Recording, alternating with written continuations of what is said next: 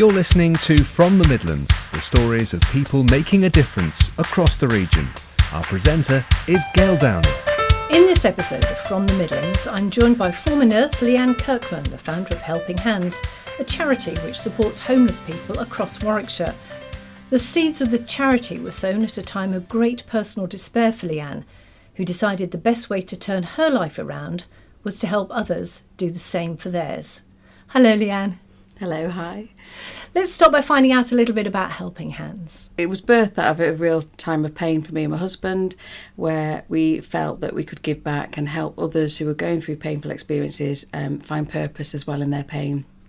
So we started in 2015 after a period of me suffering from depression. So it was my mental health that was struggling. From around 2013, I ended up in quite a desperate situation. We had got ourselves into a little bit of debt. We weren't managing our finances well because I'd left my job because of my depression. We're in the middle of a building project that we'd started before I left my job. And so it escalated. It's one of those things that just escalated out of control. And we couldn't get ourselves out of debt. And I blamed myself for that. And I took a lot of worry and guilt on. And it came to a place where I ended up leaving home, and I left home one night literally thinking that the world would be better off without me. So I left my kids, left my husband, thinking he can hopefully get his life back on track without me. So that's how desperate I got. I ended up on Leamington train station. I don't even know why I went to Leamington train station, but I just wanted to run away. I just wanted to hide, I guess. And I sat on the train station and contemplating what I should do. And I'm not going to lie, the thoughts were, I'll either get on a train as far away as I can possibly get to, I don't know, I had Edinburgh in my head for some reason. My granddad was from Edinburgh, so I don't know why I just thought I was going to go up to Edinburgh. Far away is where I wanted to go, and where no one could find me. I definitely had those thoughts that I could have ended my life that night. So I was in a desperate place, and amazingly, my husband was following me on his Find My iPhone app. So he knew exactly where I was. Well, I knew where my phone was, that's for sure. But because I'd left the house in haste, I'd take both sets of car keys and both sets of house keys, and he couldn't leave the house. We had a 7-year-old and a 5-year-old. So he was desperate at home, trying to see where I was. So he sent a friend down to the train station, and they came and took me off the train station and got me home. And, I was found but it didn't solve my problems, just been found. I needed some help. And amazingly, and again, a local charity that ran at the time, we were friends of them, and my husband got hold of them and just said, Leanne's in a desperate state, can you help? And they were a homeless charity that'd been running in Leamington for the last, I think they were around for 24 years. And what they were able to do is they were able to give us our food and our clothing, our toiletries and everything we needed to help us get back on our feet and claw ourselves out of debt. But actually the most important thing they did was offer me a volunteering opportunity. So when you're depressed, you don't want to get out of bed, you don't want to get showered, you don't want to, you've got no motivation. But actually, this lady who's wonderful, called Steph Devlin, I didn't argue with her. She just said, just give me an hour. An hour is all I need, Leanne. And I gave her an hour Thursday morning. I didn't really want to go, didn't really feel up to it. But by the time I got there, I felt good. We have a motto now here at Helping Hands, and it's a feel good to do good. It actually does. So when you're feeling low, there's nothing better than actually reaching out. And that's why volunteering is key. It's just such a wonderful thing to do. When you're not feeling great, actually, I would really encourage people to volunteer. So I did that, and amazingly, my hour turned into 2 turned into 3, and I was then massively a part of the team. And when I look back, it was that connection that I needed. It was a sense of feeling like I belonged, having a sense of worth and a purpose, and feeling like you were making a difference, and actually that I was needed. I was needed on this planet. There was a reason for me being here. Gradually I got myself back on my feet and got back into nursing, and then towards the end of 2014 that charity folded. They retired and closed the charity, and I was devastated because I just thought, even though I got back into nursing, I kept working with them on a Thursday morning because it was my special time, and it actually had been really helpful to be a part of this other team. And so I said to my husband, I'd really like to carry on doing something. They'd given half of their charity content of their warehouse to another lady that was helping some vulnerable families just off her own back in Kenilworth, which is another local town. And so I contacted this lady and I just said, can I help? Is there anything I can do to help? I can give you a Thursday morning, I'm free. And she said, actually, I've got all this stuff, but my husband's just got a job in America. Like, I don't know what to do with all this stuff. Can I give it to you to do something with? So amazingly, I got given the keys to a shed in Warwick, actually. And I went in and it was literally rammed with stuff from this previous charity. And the lady said, look, I've got £250, see what you can do with it. My husband did a wolf run, see what you can do with £250. This is all yours, left me with a key and basically went off to live in America. So me and my husband kind of looked at all this stuff in a warehouse and we gathered some of the old volunteers from the previous charity and said, look, we want to create another charity, are you on board? And they were keen to try. So we just set up a soup kitchen. We just started from fresh, set up a soup kitchen again. Got 250 quid, went on tables and soup urns and making sandwiches. And we just thought, well, let's see how far we can get. And so that was in February 2015. And then, at the end of 2015, after doing that for a little while, we decided to put on a black tie event, which was just a bit of a risk, really, because I've never done fundraising in my life. This is what people do when they fundraise, they do black ties. So we thought, let's do a black tie, invite all our friends. And amazingly, we did the black tie and we raised £9,000 at the end of the evening. But then this amazing gentleman stood up and said, I'm going to double your money. And so we left that night with £18,000, which was, we've gone from £250 to £18,000 overnight nearly, which was fantastic because for me, the vision of starting this charity was all about how can we create opportunities and a hand up rather than just a hand out. It didn't feel right just to be handing out sandwiches. What these people needed was a hand up like I got, which was an opportunity to volunteer, get connected with good, positive people and be encouraged and get their self-esteem and self-worth back on track by showing people their true worth. And so everything about this charity is now about that. So with this £18,000, we were able to rent a property, which we've then turned into a charity shop. Now, that was great because it was a little bit of an income stream, but also more importantly than that, it became a safe little hub for our clients to come in the daytime. We asked all the people what you're doing in the day and they're bored. These people they haven't got a purpose and they haven't got things to do, they're bored. So we said, well, we'll give you something to do.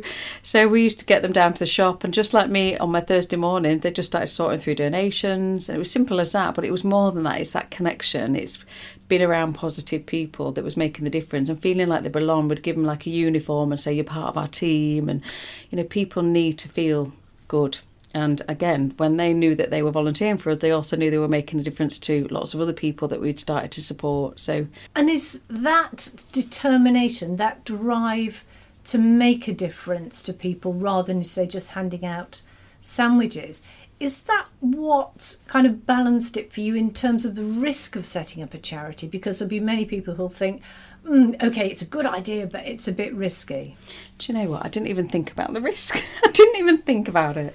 I was so determined. I think, I don't know if any of your listeners have been through a difficult time, or I've got family or friends who have. When you've hit rock bottom, and there's no other way to describe it, when you've been to the pit, and I can only describe it as a dark, isolated, scary, frightening place to be, and then you manage to get yourself out of it. The only reason I'd get back in that pit is to help other people out of it and show them the way. And that's honestly what we do here. It's because I do not want anyone to feel the feelings and think the thoughts I was thinking. It was so desperate that I think anyone who's been through something and come out the other side, I don't understand why people wouldn't want to turn around and then go and help other people. So the driving force for me is making sure people don't end up where I ended up, or if they are where I was, let's help them get out of there. Let's show them the way. And do you know what?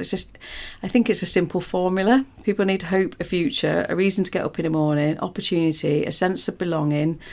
It's all these things that we need for our well-being, our whole well-being. It's a quite simple formula, and we've seen now over the years, we're now 8 years in, lots of people get themselves back on track. And so, it's very rewarding, but that is the driving force for me. Tell me about some of the success stories. Yeah, so, I mean, just thinking straight away about the shop, we've got a guy that works in our shop now. I remember him turning up at our soup kitchen one night with his suitcase literally at the end of soup kitchen. I remember distinctly him knocking on the door and saying, "I'm new, I've just been made homeless. I was told to come here. We'd just finished. We were closing up actually, because we used to then at this point then run the soup kitchen out the back of the shop. So we created a drop-in area for the soup kitchen rather than being the cold. And so that night it was difficult because there wasn't anywhere really to send him. There wasn't even a night shelter locally or anything. So we sent him on his way with his sleeping bag, which was horrible because we didn't have accommodation then. But then said come the next day. And so what we did is we engaged him straight away into we run a men's group and a women's group. Got him engaged with our male support worker. Then encouraged him to work in the charity shop. Just again, I mean, I think he came from a construction background, but we got him in the charity shop, just sorting through donations. Again, it's that whole form, the same as what I had really, just surrounded by people. We were able to help him with his accommodation. Eventually we managed, it takes a little bit of time. There's not a lot of housing locally, and probably nationally as well. There's just not enough housing. Eventually got him into housing, and then part of our project is something called the House to Home project. So one of our projects that we run is when people go from homelessness into a property, the council tend to give you an empty shell, literally, no carpets, no curtains. And so our House to Home project is all about furnishing properties for homeless people. And so we furnished this whole property, and then we didn't see him for a little while. It was really interesting because I remember my male support worker saying, we just haven't seen him. And I said, just go check on him, do a visit. And we knew he was around, but he just wasn't coming to us anymore. And he said, but I've not been coming because I've now got my house and you've furnished my property. I feel like I should be, I don't need your services anymore because I've got my benefits coming through. I should be able to feed myself. And it turned out when we got to the bottom of it, he was actually drinking again and he was depressed and he'd got himself isolated because he'd got himself in this house, in his home. And we have to say to him, it's not about, the handout, which is the house. It's about connection and feeling a sense of belonging. And he didn't, you have to have all those things in place for success. And so we, again, got him back in the shop, and he's been with us for the last 4 years, I think. So 4 or 5 years, I think now. We employed him. He's a permanent fixture in our shop. He's wonderful. He is what all our shop is about. I mean, he's great. But yeah, he's in a much better place. And I think it isn't just about getting people properties. It isn't about getting a shelter over the head. It is that whole, you need that whole package of support to make it feel like you've got a sense of purpose. And he's got that now. But he's just one of several. I mean, we've got people that were sleeping on the streets of Leamington who are now married and not even in Leamington anymore, married with children that, keep in touch with us regularly. People have gone off and got jobs and living life to the full, and for us that is literally why we exist. So yeah, you have so many projects going on, as you said, the House to Home, you've got the charity shop where obviously people can go and buy goods which raises money, but also you have people who come in and help, who volunteering has helped them. You're also doing a project called the Esther Project. Just tell us about that. So the Esther Project has been a dream of mine before Helping Hands, really. I've just always had a real passion for women, and I think because I've been a vulnerable woman, and also when I've got more and more into the sector, you do find when you look on the streets there's more men than women, without a doubt, that are homeless. But what people don't always think about is the hidden homeless, which tend to be females. And the reason that one of the big reasons that people end up on the street is either mental health or abuse, so trauma. And women tend to hide themselves in homelessness. Now, there's a lot of research around, actually there's just not enough accommodation for women-only centres or women-only support. So if you find that often a lot of homeless men and women end up in the same environment. So there was a hostel, and they put men and women together, when actually what we're not thinking about is the reason people ended up on the street was potentially abuse, and they're not comfortable around around it. So I've just been that's one of my passions, is the fact that we need to be thinking, we call it in a trauma-informed way. And, it's a men as well. Like, we've got to look at what is it that keeps a man safe and makes a man feel safe, as well as what makes a woman feel safe. And for us, we've noticed that sometimes it's great for women to be with women and chat about, female things and female issues. And so we've created a safe space for women, which is called the Esther Project. So we have run a group called the Esther Project. We've now done it for men, but we did the women first, because usually everyone does it the other way around, but we did it women first. And the men's project's called the Elijah's Rest Project. But it is just a safe space for women to come. It's peer support, really, and it's wonderful. It's a place to build friendships, but then we just do fun activities as well. You do arts and crafts and dance and yoga and all sorts of things, and day trips out. But our big vision is to get accommodation, and we're looking now, even this year, 2023 might be the year, hopefully. We've got some things going on in the background where we might be able to get a property for women. Our big dream is to get some kind of rural property in the community where we can do lots of skills learning and have a farm. That would be the ideal place for us, but that's the big vision. But we're doing a step at a time. But yeah, it's all about creating safe, gender-informed spaces where people feel safe, and we're doing it for the men and the women. So you'll find that our groups, on a Tuesday it's more of a men's day, and on a Wednesday it's more of a women's day. So we do it so that everyone feels supported and safe. And of the success stories you have, there must be some stories where you feel you've done all that you can, but actually people needed something different or something more. There is that. And I was at Soup Kitchen last night, and there's a guy locally at the moment that's on the streets. And we've had the local police came to us, said, are you helping him? We've had the drug services trying to help him. We've had all the other local homeless services, and no one's actually managed to help this gentleman. He turned up at Soup Kitchen last night, and I just went and sat with him. And I said, what is it we can do to help you get housed again? Like, what can we do? We can offer you this, and this. And he said, I'm better off on the streets. And I said, but you're not better off on the streets. And he said, yeah, I am, because if you give me a property, I'm going to be lonely. So he actually said it. He said, I'm going to be lonely and isolated, and I've felt that before. I said, well, that's okay. Let's get you supported accommodation then when you're in an environment where there's other people. And he just said, no, I've been bullied before, and I've been in a situation where I don't want to be around other people either. So bless him, this man is in such a catch-22. So there are cases occasionally like him that are just so complex, because you've got so many.